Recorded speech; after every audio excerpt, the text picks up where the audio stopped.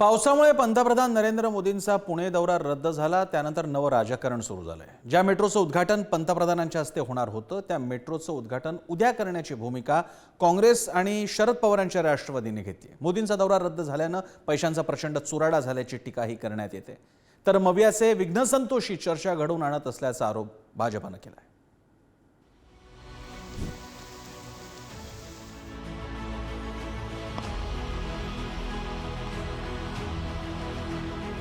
पुण्यात बुधवारी झालेल्या मुसळधार पावसाचा फटका थेट पंतप्रधान नरेंद्र मोदींच्या दौऱ्याला बसला। नरेंद्र मोदींची सभा ज्या सपा महाविद्यालयाच्या मैदानावर होणार होती त्या ठिकाणी पावसामुळे चिखल झाला होता। भराव टाकून सभास्थान कोरडं करण्याचा प्रयत्न झाला।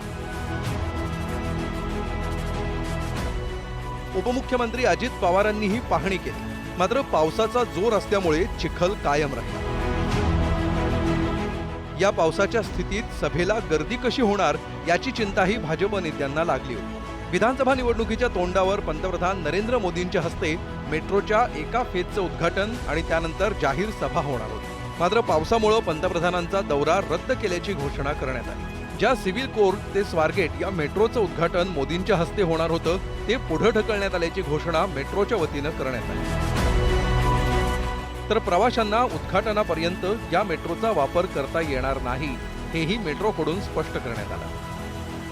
हे बघा, आजचा उद्घाटन जे आहे तो दौरा रद्द झालेला आहे। त्याचं मुख्य कारण म्हणजे जो ऑरेंज अलर्ट देण्यात आलेला आहे आणि पुण्यामध्ये गेल्या 3-4 दिवसापासून संततधार पाऊस चालू आहे। जनमान थोडं विस्कळीत झालेलं आहे। लोकांना त्रास होऊ नये, सभास्थानी येणं किंवा त्यांचा जीव धोक्यात जाऊ नये, त्याच्यामुळे आजचं उद्घाटन जे आहे ते रद्द करण्यात आलेलं आहे।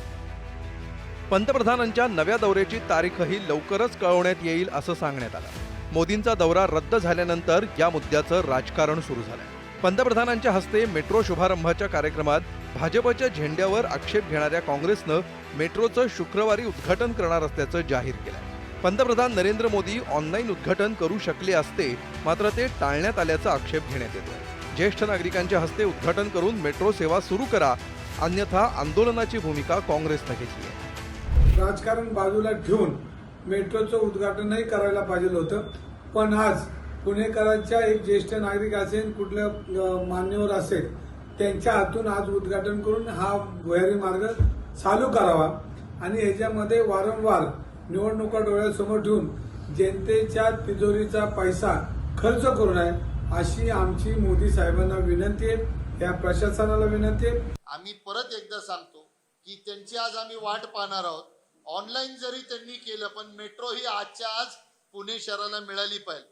आज जर मेट्रो कार्यान्वित झाली नाही तर उद्या सकाळी 11 वाजता आम्ही त्याचं औपचारिक उद्घाटन करू आणि मेट्रोच्या अधिकाऱ्यांना ती मेट्रो रन करण्याची विनंती करणार आहोत।